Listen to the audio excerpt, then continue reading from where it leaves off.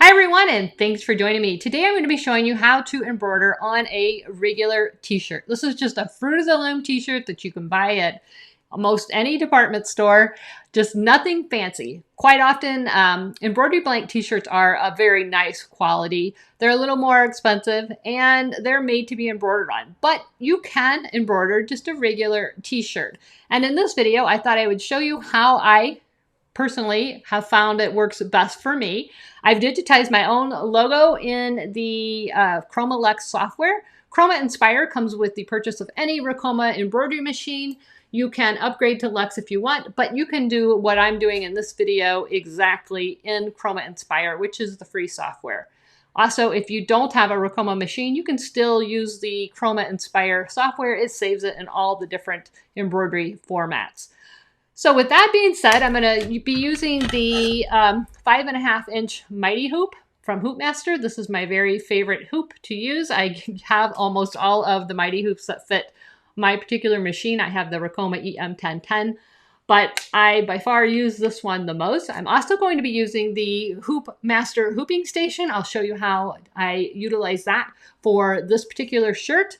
And I'm also going to be featuring how I personally save on Stablizer. So there's a few little tricks I use just so that I am not wasting a bunch of extra stabilizer, but you are going to need to stabilize a thin t-shirt like this really well in order for it not to pucker. This came out so awesome. I'm so happy with the result of this t-shirt. So join me, let's get started. If you have a single needle machine, remember you can basically do the exact same thing. The difference is I'm not changing threads after every color, but the way that I'm going to stabilize this, you can also use on your single needle machine.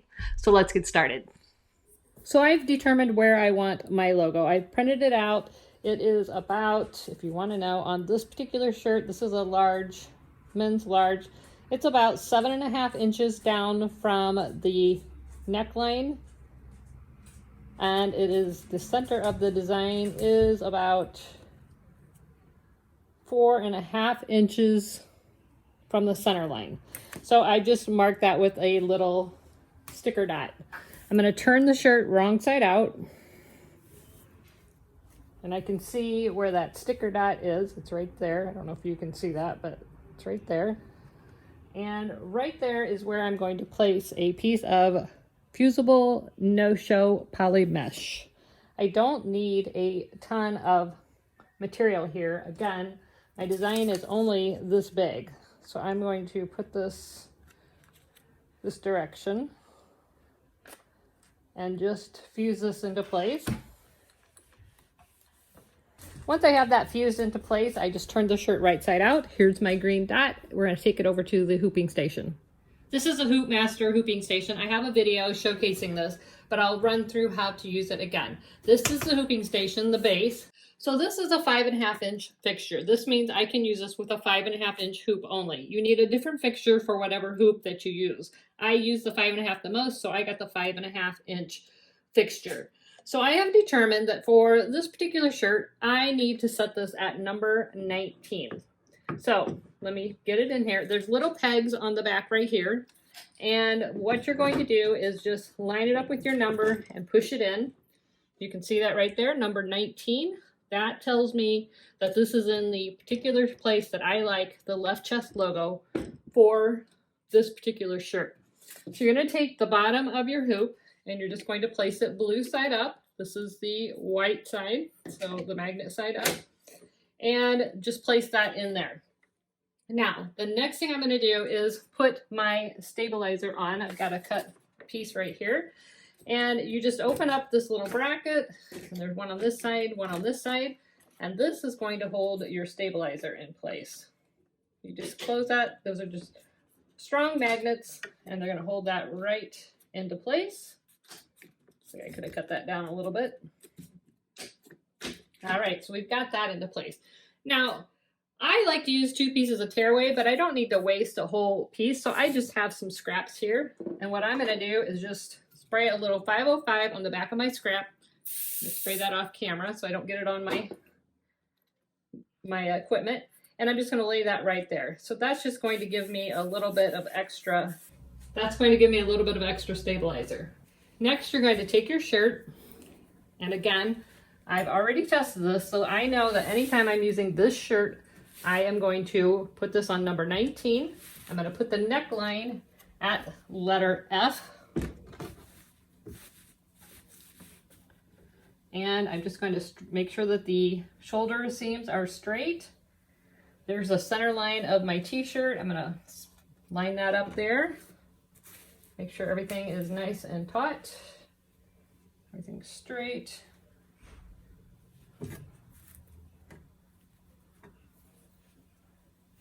And now I'm just going to take my other hoop, and there are notches right here, are bolts that hold the brackets on. Those fit right into these grooves, so you're just going to make sure that those are in place. And all you do is push this down, and now you are perfectly hooped. So I can just lift this up and off. You can see, nice and hooped, nice and taut. My design is exactly where I wanted it, and I didn't really have to mess around trying to get this hooped straight. So there's my center line. Here is the center of my hoop.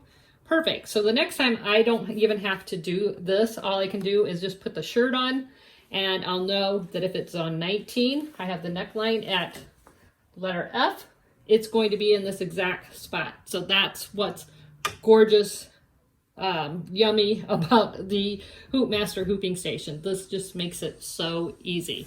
By the way, this is a men's large t-shirt. All right, so let's put this on the machine, and we're going to stitch out our logo. Now I've already got my design set up on the machine. I'm not going to walk through all of that. I digitized my own logo using the Chroma Lux software.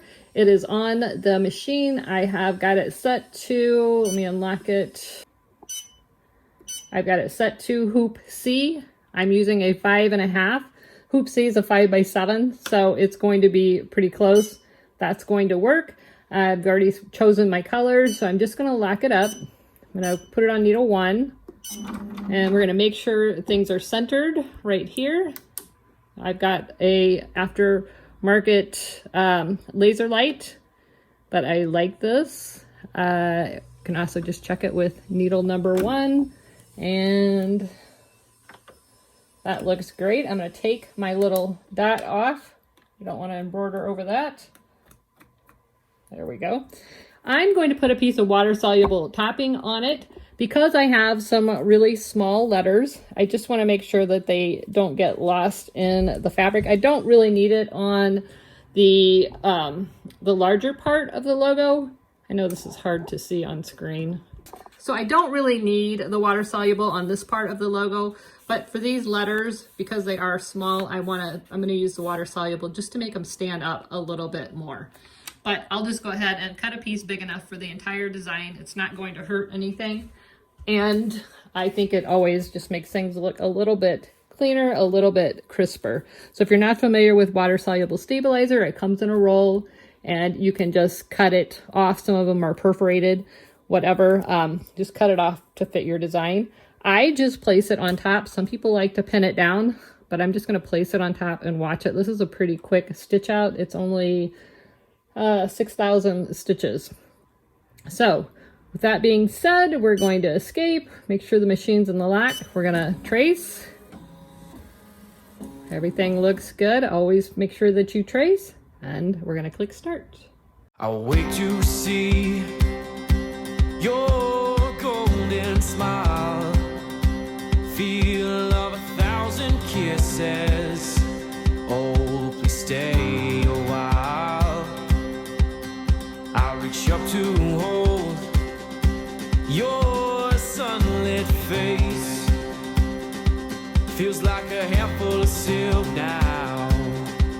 I'm in your warm embrace. Oh, I hope this feeling lasts. All right, so here's our finished shirt. I'm going to remove the water-soluble off the top.